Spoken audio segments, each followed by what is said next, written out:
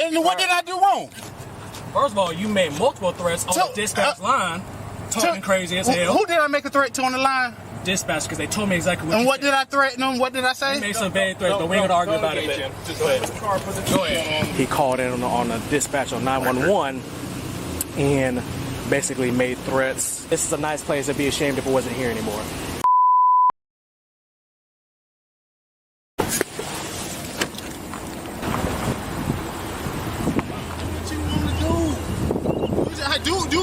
Handle me like a black man. I'm not gonna. That's what you're doing. Step out the car. Chill, man. I'm chill. He keep making me step out the car. I done gave him my ID. I know. He's wasting time. Chill. Okay. Just step out. For what? Now you with it. I'm giving you a lawful order to step out the car, sir. It's not a lawful order. I haven't did anything. I'm giving you a lawful order to step out the car. Step out the car. Look, I don't care about the law. Apparently. All right, get out of the car. Come on. There you go. Okay. Turn around. You're being detained right now because you made some threats. Who did I threaten? I asked that man, did I threaten him? He said no. You're lying. That's not what they told us on the phone. Well, they're lying. Okay. Well, we're going to talk to everybody and get everything figured out. Yep. These your keys on the ground? Done. You're not going anywhere. On June 13th, 2023, Nassau County Sheriff's Office responded to a Panda Express following a 911 call alleging criminal threats what began as a refund dispute. The encounter raised serious questions about the threshold between protected speech and criminal threatening. The subject refused multiple orders to exit his vehicle, asserting no lawful basis existed. Under Pennsylvania v. Mimms, decided in 1977, that assertion was legally incorrect. An officer conducting a lawful stop holds unqualified authority to order a driver out, no further justification required.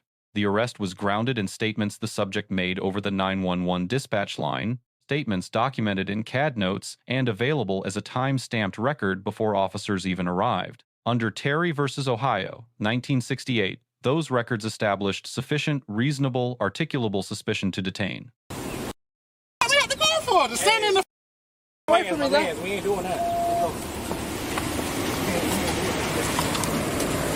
HQ 77. What? I'm looking at him. Hey. What you doing? Chill out. Quit. Chill out. What the doing? Chill. Making me get out the car to do all this shit. Chill out. Chill. You're going to go on this time. You're going to For go. what? You got 1 second. I'm chill. Not tense up. Talking about tense and all. I'm not tense and all. Tensing. Stop. Yo, bullshit, boy. Chill out. Chill. Chill out. I'm chill. What you doing? Let's go. Let's go. Okay. So crazy as hell. Hey, bro, stop. I'm trying. What, you gonna show me the car? Let me step off. Yeah. I'll check you first. I'll check you. Oh, nice. Let me check you. Oh, my God. Would y'all get it together? All right, so you're gonna be arrested today for making threats to. You're making threats. Who did I make a threat? So who did I make a threat to again? I asked them where I told them where I'm threatening him. The folks inside, sir. Huh? You tighten this car, please. You, black, or anybody, somebody. Back up off. I'm just asking you to tighten the cuff. You want to tighten it? Yeah, yes, it hurt. You know what I just did? Sit in the car first. I'm trying, bro. God damn. We'll fix it. About to bleed. Oh, $, man. What's the point? What was the purpose? What you mean? They stole my money. If somebody stole your money, you would have wanted it back. They gave you a resolution. You didn't like it. It's not okay. So, and what did I do wrong? First of all, you made multiple threats on the dispatch line, talking crazy as hell. Who did I make a threat to on the line? Dispatch, because they told me exactly what And you what said. did I threaten them? What did I say? You made some bad threats, but we ain't gonna argue about it. Just Go ahead. Go ahead. You want to talk crazy? Man, hey man, this cuff's still tight, bro. Yeah, you got plenty of room in there. All right, man. Sit back.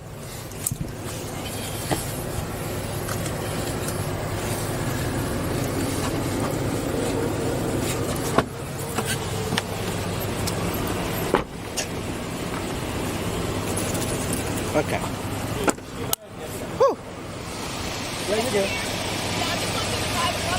No, you're good. You're good. You're good. So, Y'all have a great day. You too now. clarity passes.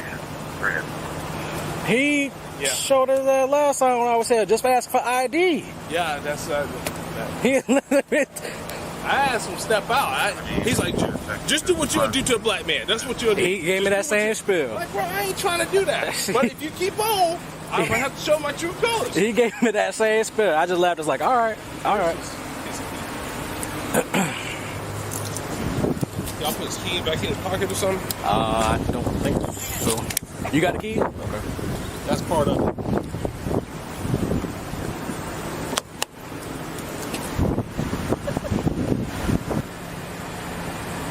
Oh, right there. Right there.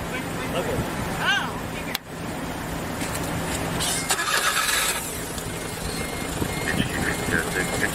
Border, correct. Georgia 27. Just back it in, Megan. That thing is funny.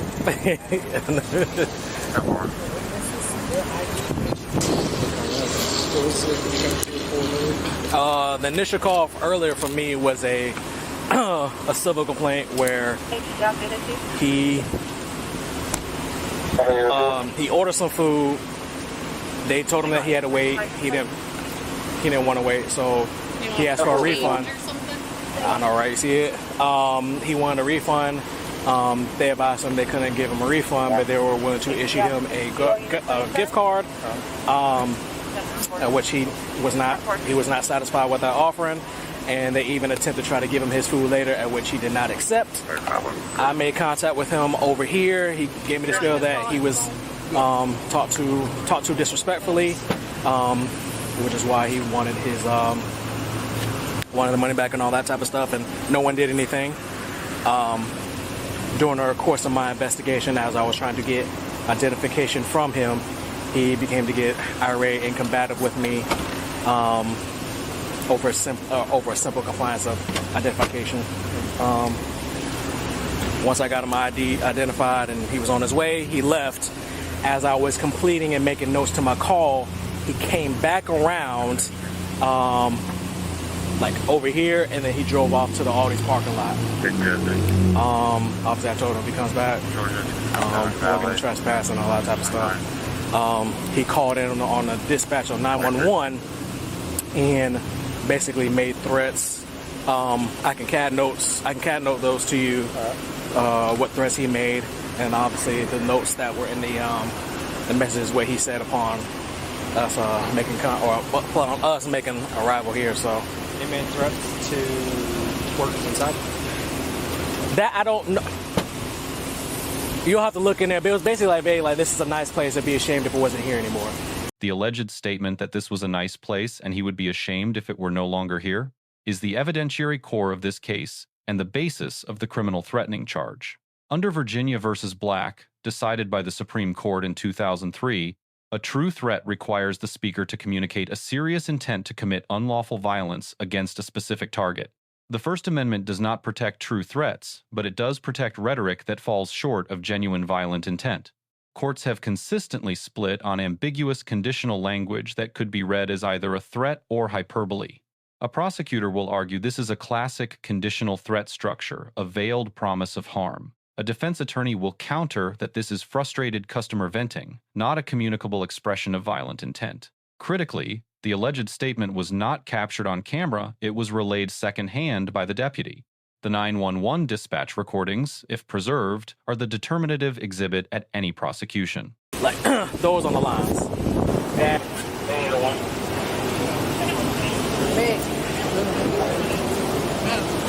Two statement forms. Here's his ID. He's already been added to the call. Steven's the manager, and there's one other person.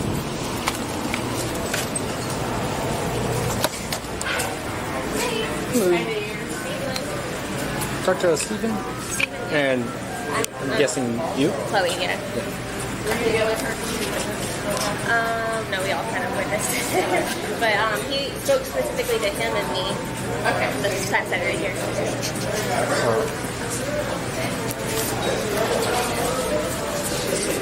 All right, how you doing? So, can I get you to go ahead and fill out all this information right here, and then just write as detailed as a description of what happened today in this box here? What happened today? Okay. Yeah, with gentlemen outside. Here you go. Thank you. Do you want me to fill out the other? Or? No. I just Patrick. Here, can I see that for just a second? Oh, yeah. That's been I mainly talk to him. Use 911. Yes, use 911. Yes, because he called in 911 cousin out dispatch too. So I think he called 911 3 times for a non-emergency. I believe it was. Oh, she was in my house.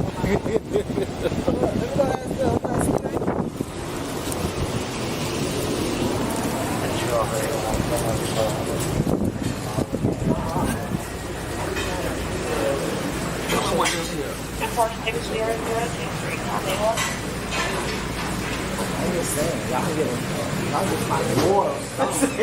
Y'all got me out there working. Y'all give somebody awards. Get y'all something cold to drink. I'm kidding.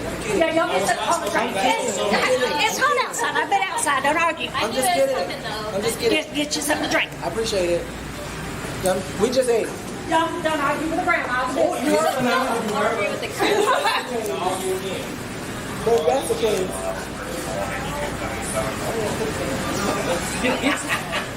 Child violence, misuse of 911. We have making threats. Yes, he made his order. I took his order, and all he asked was for a small order of cake, okay?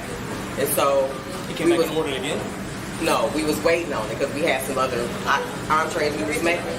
So I asked him, could he park in our Panda parking, and we'll bring it out because that's our procedure when we waiting on stuff because of our timer in our drive-thru. So he was like, no, there's nobody behind me. I'm just gonna wait here. And I'm like, no, sir. I said, I need you to please, park. No, I'm just gonna wait here. There's nobody behind me. So, okay. So I just, and then the car was still sitting there. So then another employee asked him, could he go? He was like, no, I'm waiting. So then Steven asked three people. No, I'm waiting. So then Chloe came. No, I'm not waiting there. We just hear him through the restaurant because now he getting loud. He threatening Chloe, smoking a blunt.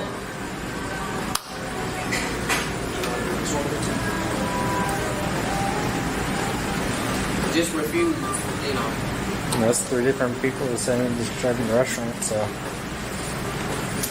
You good? I think it meets sort of. I thought so too. Y'all are trespassing.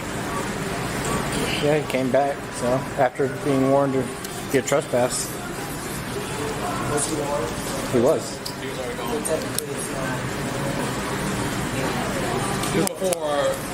Before I can tell him. Oh, he already left? Yeah. Oh, okay. I gave them the decision that they want to trespass. I gotcha. Following the arrest, deputies conducted a lawful vehicle inventory under South Dakota versus Opperman, which holds that impounded vehicle searches are constitutionally permissible pursuant to standard departmental procedure. The glove box yielded a grinder and baggie with marijuana residue and unidentified pills. Items discovered in plain view during a lawful inventory are admissible without a warrant. The subject repeatedly asserted he was treated differently because of his race, claiming a white customer in the same situation would have received the refund without police involvement. Racially disparate enforcement is cognizable under the 14th Amendment Equal Protection Clause and can support a Section 1983 civil rights action provided discriminatory intent can be demonstrated. The Bodycam record alone is insufficient to establish that violation, but the claim was clearly preserved on camera. The responding deputy receives a B-. The detention basis was legally sound the exit order lawfully issued, witness statements collected, inventory search proper, and physical control remained proportionate throughout without any escalation to unnecessary force.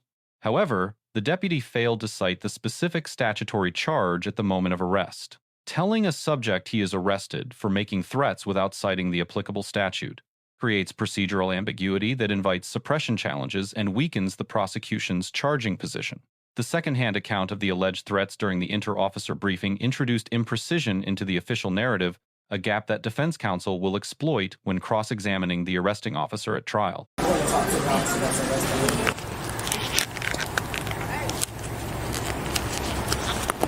Oh my gosh, I gotta get bigger gloves for the summertime. Yes, you do. Okay, let's see what we got in here. So,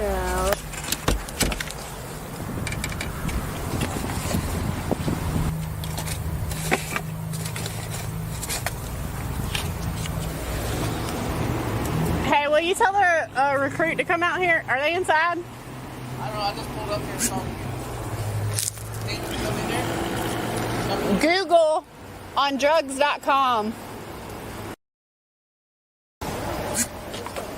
So during an inventory of the vehicle for the tow truck to come get it, in the glove box was located a grinder with marijuana residue and a baggie with marijuana residue. Well, it's easier to look up like that. And he also has some pills. Welcome to you're going to jail for making threats and shoot some 911 and resisting without violence. So I can't argue with you. I mean, shit, y'all done put it on me. Dude, I ain't threatening nobody. Okay. I ain't tell that man no threats. So, I said, I come in peace, bro. I just need to tell you, you need to treat every customer as the same. If I was a white lady, excuse me, brother, if I just feel like if I was a white lady, she would have got her money back. Okay. And that's all I said. And y'all came up here and he told me to get out the car, and I'm like, for what? I called you guys. Why would I threaten somebody and I called the police? That's backwards. What'd you say when you were on the phone with 911? So y'all arrested me? I took the key out. Oh, they need it, right? Sorry. I probably said some disrespectful things, but I never threatened nobody. Why would I threaten somebody?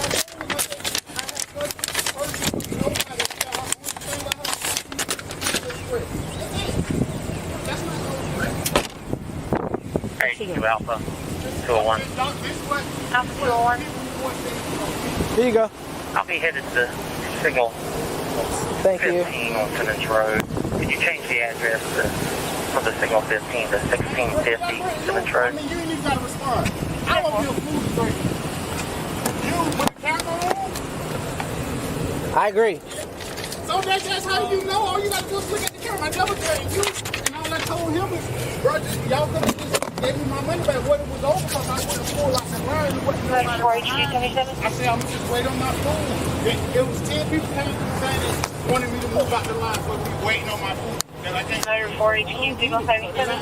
So, 477, report, please. Report. HQ 1098, correction 1097, you put me in reports? 1097 report, I'll base with you. And I gave it to you. No, I'm talking about the second time, though. I had already given my ID. The subject receives a C+.